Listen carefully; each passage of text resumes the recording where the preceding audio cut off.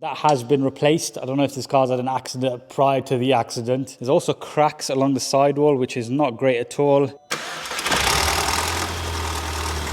As you guys know, on this channel I do focus a lot on cars from the Volkswagen group. There's usually a mix of new and old, but I've always preferred the stuff on the cheaper end of the spectrum. One thing I've never documented though is a salvage project, and whilst I may not be a mechanic or a body shop guy, I thought now that we've got a unit and a bit more experience, it's time I have a crack at it. So here's what I've bought: a 2015 facelift Scirocco R with an obliterated front end. I stumbled across this car on eBay with the advert stating that it was a category S insurance write-off. This usually means structural damage, but from the pics it honestly did look too bad, and the seller reckoned it was a bolt-on repair. It seemed like the perfect candidate for a first salvage build, but I didn't want to get too carried away, so I arranged a viewing to see it for myself. I did get a few basic clips on the day, so I'm gonna run those now and then we'll catch up shortly. Got a caddy next to us, Mark IV as well. Probably get a new slam panel and then this would all just get sorted. The rest of it all looks straight. That there, it's like basically doing an intercooler basically.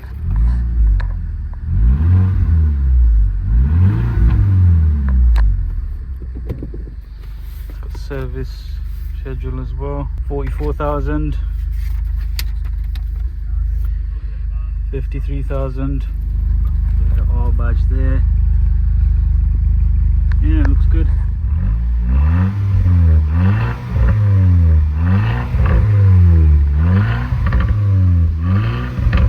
It's got a nice throaty sound, hasn't it? Yeah, idling good though. It's been on for, I don't know, 6 or 7 minutes. It's not fully warm, but then we haven't red lined or anything. Right, so seller's just kindly moved a few cars so we can move it back and forth. I mean, it starts and drives. It's not like a fully finished car or anything.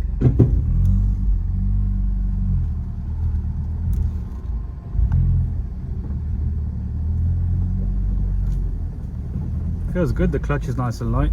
Edge is R32 turbo.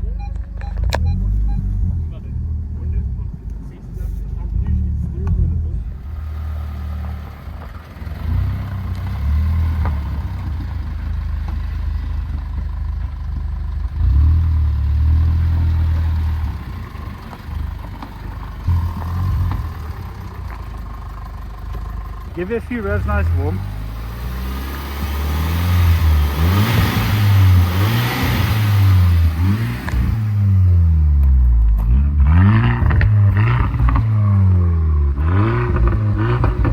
So as you saw, it looked pretty decent, but it did seem quite rattly for a 2015 car with 76,000 miles on the clock. The noise was coming from the VVT side, so potentially a cam chain and tensioner issue, but still it was more of a risk than I wanted, and believe me, those CDL engines are not cheap at all. Based on that, I offered 5.5k. This was 1,000 below the asking price, and after some persuasion the seller agreed to it, making this probably one of the cheapest facelift Scirocco Rs ever. Yes, I know it's a Cat S, but if you head over to Auto Trader you'll see that values are still pretty strong due to their rarity. Damage repaired examples start from 11k, with straight cars still venturing all the way into the 20s depending on the spec and mileage. Now, as per usual, before going ahead with the purchase, I obtained a report from the guys at Car Vertical, who instantly are the sponsors for today's video. If you're not already familiar with Car Vertical, it's a website that allows you to obtain a full history check on any car. All you've got to do is enter your registration or the VIN. The top of the report is essentially a snapshot of all the areas that I investigated, and thankfully the Scirocco R came back all clear in regards to any previous theft, mileage tampering, and also its financial and legal status. The damage section, however, did indeed confirm that the car was a category S write-off, as the seller had suggested, with the accident occurring in May of this year. Now, in some cases these reports do have photos to go along with this information, but unfortunately there wasn't any of the Scirocco at salvage auction. But to give you an idea of what they typically look like, here's a report on a VW transporter. So at the top here is pretty much identical to the Scirocco, with damage being the main issue, and we can also see that it's a category S that's mostly front end related. The rest of it does look pretty clean and will definitely make for a good project base, especially with the way people customize these things. Right, so there you have it. That's Car Vertical. Nice and easy to use. I will definitely save some hassle down the line. I know it has for me over the last couple of years with these various project builds. And as always, I do have my own special link down below in the description. If you click on that and then use the code TRH, what they'll do is save you 10% off your next report. But yeah, as always, big thanks to them for their continued support of the channel. Right, so the goal for the rest of the video is to give you guys a detailed look at the Scirocco. We're going to get it up on the lift as well to see if there's any hidden damage underneath. But before I get into all of that, I just want to drop a quick reminder. If you do want to follow this build, good, make sure you go down and click subscribe. And also if you want to keep track of anything you see in the background, like for example the R36, which we're doing a full restoration on, and not to forget the Caddy, which has a TTRS powertrain. We're going to be getting back to this very soon. So yeah, safe to say if you like Volkswagens, you're definitely in the right place. And also we're very close to that 200k subs goal that's set for the channel, so it'd be great to have you on board. Right, so let's do a quick walk around just to give you guys a few facts about the facelift Scirocco and any details that this particular car may have. Of course, the most prominent thing is the fact that this is at a further facelift due to all this obliteration we've got here, but you've seen all of that. I don't actually think it's too bad. I mean, one thing I learned is that Sciroccos don't have a bonnet strut, so it's exactly like a Mark 8 Golf. Obviously, all of this down here has been snapped, but somehow this duct that attaches onto the airbox is okay. The crash bar is also straight, and the bumper may be salvageable. That would be good because that is not cheap at all. It's one of the differences on the facelift, in addition to these headlights, which in my opinion completely transform the Scirocco. But you guys are going to have to let me know what I can do with these. They do work perfectly fine, so I can probably use the motors and whatnot, but the housings have been... well, it's just plastic, so it's all been cracked. I don't think this is going to be repairable. I mean, even if I did patch it together, it's probably going to leak. This one's a bit better. It's only this section here. Well, I've got a bit more down there, so it looks like I'm probably going to have to pay a visit to the dealership or TPS and get a brand new set. But I suppose with the saving we made on the purchase price, it may still be feasible. Because if you look at the rest of the car, it's actually in pretty good condition. Same on this side as well. I mean, I don't think the side profile changed much on the facelift, but they did change the wheels to the Cadiz. Now, these are a very familiar design. They're on the Mark 7R, but on that, they're an 18-inch. Whereas on the Scirocco, they came exclusively with the 19s. And these, when they're in the correct color, they actually look amazing. I'm probably going to go back to the factory spec. Again, it all seems pretty much undamaged. Obviously, the paint could do with a bit of a polish, but there's no dents anywhere or deep scratches. Now, from initial inspection, it does look very similar to the pre-facelift, but the closer you look, you'll realize that every panel is different. For starters, the whole tailgate has a much more pronounced line through the middle. And one of the main differences is the fact that you open it with this flip style badge. Previously, you had to press a button on the key, and then obviously you're greeted with probably the biggest load lip of any car, and obviously a bunch of mess in there, which we'll get to soon. I'll just turn the lights on so you can see the LED signature. Yeah, completely freshens up the rear of the car and brings it bang up to date. Right, now the interior is probably one of my favorite bits about the Scirocco, especially the facelift, because we're greeted first by this very familiar steering wheel, which is obviously just like the one in the Mark 7R. Now, this is the key it comes with, nothing special. It's the one that was on pretty much every Volkswagen for like 20 years. If you turn the ignition on, it should do a needle sweep. Fancy, got a color display in the center. We put the lights on. Yeah, those are the exact same design you find in a Mark 7R as well. And the reason why it's unique is because it's in this older platform car. If you're on the Mark 5 forums, you'll know that that was one of the most desired retrofits, but they're just so expensive and they hardly come up because of the rarity of these cars to begin with. It reads up to 200 miles an hour as well, which is pretty insane for a little hatchback. The thing is, it doesn't even end there because the face of Scirocco came with these gauges on the top. Shows oil temperature. We've got a stopwatch in the middle with the time. And then also we've got boost pressure because, of course, we've got a 2-litre turbo under the bonnet or whatever that could be classed as. Now, overall, I don't think this car actually has many optional extras. Whatever you see here is pretty much standard equipment. I had a look at the brochure. They all come with these black Vienna leather seats with the R-stamp logo. You could go one step further and get the Recaro bucket, which is probably one of the last cars to have those, because you can get a Scirocco up until 2018, which is even newer than the Edition 40 Mark 7 GTI. You even get DCC standard, switch between sport, comfort, and normal. Oh yeah, before I forget, this car does have a few optional extras from the aftermarket. One of those is this ketchup packet that's in the door bin. And we also have a random aftershave on the passenger seat. So a quick look in the glove box. Extraction buffer tubes. Okay, I'm not too sure what those are. Some sort of tablets, Enalpril. Genuine touch-up pen. Smoky barbecue. Okay, so quite a strange combination of things from the previous owner. Right, before we continue, let's just see what's in here, because I am dying to know. We've got the foam, which normally sits behind the bumper, but it's expired, so we'll need a new one. We have the number plates for the car. It's a 65 reg with sellotape on it. Motor bolts, headlights. Okay, that's one of the motors for the headlights, which are disconnected because it was hanging off. What's hidden under here? Okay, we've got a space saver wheel. I didn't know the Scirocco came with the tool set. Some videos I was watching, it was on the side, so I don't know, you guys can let me know what the sketch with that is. But now there's unfortunately some damage on this plastic trim here, and also the headliner, which continues down the car. The headrest is also taking a bit of abuse. There's a tear on the top of it. And the reason for that is all of the parts on the front end were actually stored here in the back of the Scirocco. The guys at Carve Salvage just basically put it back together somewhat just to demonstrate that it is a bolt-on repair and just to make it look more appealing. But yeah, I'm very surprised that they managed to fit this bumper in the back of there because, I don't know, I just would never have guessed it. A few bits are damaged. These tabs are okay. The center one's all right. Because it is made out of plastic, I might just leave it out in the sun and see if it bends back into shape, but it's nowhere near as bad as it could have been. Now, after that walk around, I decided it was best that we do a full vehicle scan using VCDS to see what error codes the car had. Naturally, there was quite a few, but with the exception of the obvious headlight issues, most of it seemed to be battery voltage related. And interestingly enough, the engine section was coming back all clear. Now, it's quite strange that it's got no fault codes on the engine, because when I viewed it at the salvage yard, it had about 4 or 5, and some of those were in relation to a misfire on cylinders 2 and 3.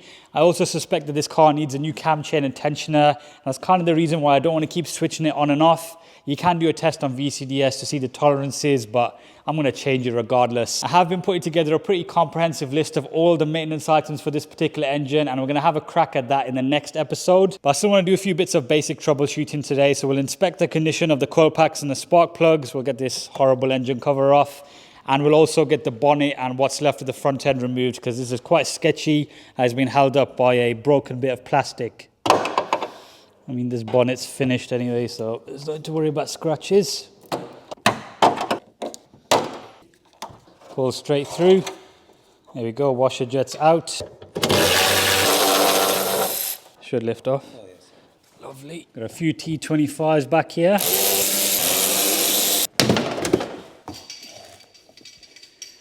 There we go. Right, so that was a pretty straightforward bit of disassembly there. It's all like any other Volkswagen pretty much. We also have a new equipment alert. That is a stand for a bumper. I thought I'd pick one up, seeing as we have been taking bumpers off regularly, and I'm normally putting them on workbenches and then the angles are all wrong. Whereas this is nicely padded and it can hang over on either side. So that right there is a 2-litre TFSI engine, the EA113. It's not the EA888 that you get in the Mark 7R, even though this facelift came out in 2014. It's because it runs on the older platform as opposed to the MQB. They have got different engine codes. This is the CDL. The facelift got 280 PS, up from 265 in the pre-facelift. But straight off the bat, I can see a fair bit of oil there on the rocker cover, so the gasket's definitely in need of a change. A bit more sludge at the back. This again is nothing out of the ordinary. Now, high pressure fuel pump, you normally get a problem with the cam follower. Basically a little bucket that sits there onto the camshaft. We're not going to be pulling out for an inspection today because I've already spotted there's some pen marks on these bolts, which means they have been replaced, so I suppose that's a good sign. It's already got the revision dipstick from factory, but I didn't notice when viewing it is missing the O-ring, so we're going to have to replace that. It's weird because it's a 2015 CDL. I've never seen a CDL this new, and they wait for another 3 years after this. There we go. The screws are missing. There should be 2 Torxes there. Bodges as usual. 5/8 spark plug socket.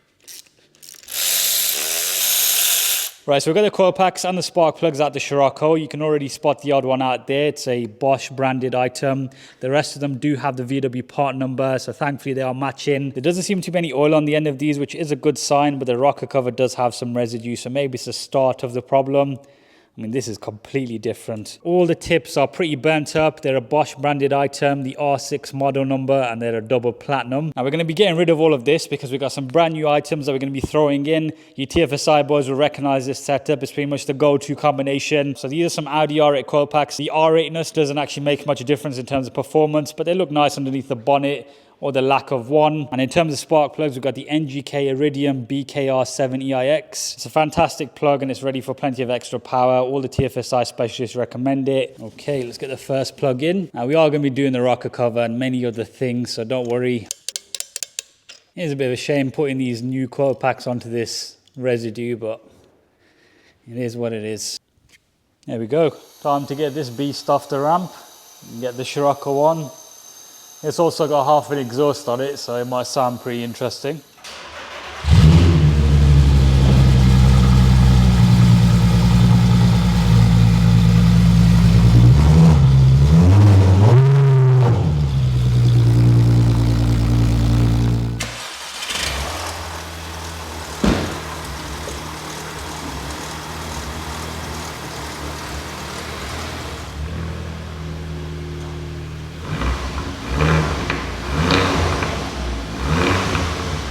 Right, it was a bit of a faff trying to position this stubby little car on the ramp, especially after the Passat, but I think it's all set. I've checked it all a few times.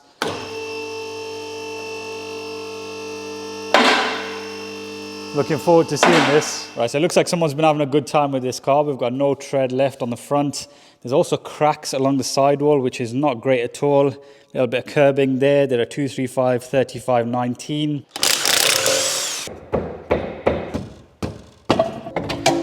The fact that the under tray isn't even damaged is pretty hilarious. I don't know how this accident occurred. If you are the previous owner and you're watching, do give me a shout because I'm very curious. Okay, so let's begin at the front because of course it's a main focus area of the accident. You've already seen how the crash bar fits perfectly fine, but it does have quite a bit of rust on both the bolts and also on the main part of the bar, so we're gonna have to do something about that. The whole kind of slam panel and rad pack support has been completely smashed up, so that's gonna have to be replaced. The aircon rad, again, pretty perished, but normally at this sort of age and mileage, they're quite battered anyway. So when you're tuning a TFSI, you normally change that out because the intercooler is sandwiched in the middle. So that being in bad condition would restrict the flow. Now, whilst the under tray doesn't seem to have a single crack on it, I have noticed a bit of oil residue on the corner. Right, so here's our answer. We got relatively fresh oil there. That's not sludge.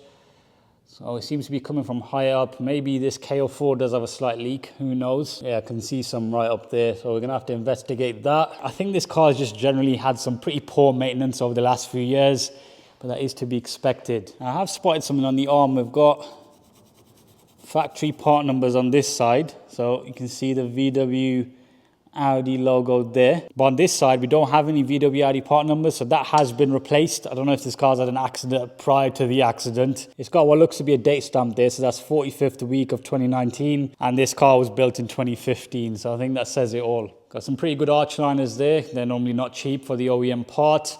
Now, in terms of brakes, of course, we do have these acid green calipers, which I'm not a fan of. Thankfully, these don't have any lip at all. So I think they were changed relatively recent in respect to the accident date, because judging by the abuse those tires have taken, if they were done way before the accident, they definitely would not be in that condition. Yeah, I'm pretty surprised about the amount of rust on these DCC shocks. Probably gonna have to give them a bit of a rest though, because I didn't really want to replace them for coilovers, because I do like the OEM DCC on the Volkswagens. This level sensor's been cracked, so we're going to have to sort that out. And normally not very cheap either, so it's going to be great. Now, one thing I have noticed is that these trays are detached, so maybe this happened when it was forklifted at auction. I can't think of any other reason they're hanging down, because the incident occurred all the way up here. So we've got what looks to be the original cat. I think it has had a res delete though, because this doesn't look genuine. You normally expect there to be something. Now, the brake lines all look good. I've got a bit of trauma with them on the Passat when we were doing the restoration, but we have got ourselves a little friend back there. You can see there's a snail just chilling, so we'll just leave him be whilst we do the rest of the inspection. Typical fuel tank that you find on the two-wheel drive cars, and then also the fuel filter is located on the side here with the 2-litre TFSI. It's just so much more simpler back here compared to the R36, because the whole subframe is different to account for the diff. But what I have noticed is that there's quite a bit of rust, definitely more than I expected for a 65 plate car. Even this corner here, that was the worst part of the R36, and this is definitely headed in that direction. Now, if you look behind the anti-roll bar there, you can see the body of the car. That's actually where the spare wheel is located, and that's what prevents you fitting the whole four-wheel drive rear end onto something like this. As far as I'm aware, it's the exact same situation as what a Mark V would be like. I used to hear a lot of people saying that the Haldex simply just does not fit in the Scirocco, but have seen examples on the internet, so who knows what the future may hold for this build. Right, so that's a tour of the underside of the Scirocco. It's honestly not that bad. I'm more concerned about the maintenance rather than the actual damage. So I've got a rough idea of parts I need to order, but let me know down below in the comments of what you think about this thing. I think it's got quite a bit of potential. I know we have done quite a bit of TFSI content on the channel, so we may be able to switch that up later on. You never know with the way things are going. I mean, we did an RS Caddy on the channel before, so there is scope for doing stuff a bit out of the box. But yeah, I'll leave all of that for you guys to brainstorm over. For now, if you enjoyed today's video, drop a like on it. Also subscribe if you are new here. Follow my Instagram at @tiahamza_ to keep up to date in the meantime. And yeah, I'll see you in a few days' time for the first rebuild video.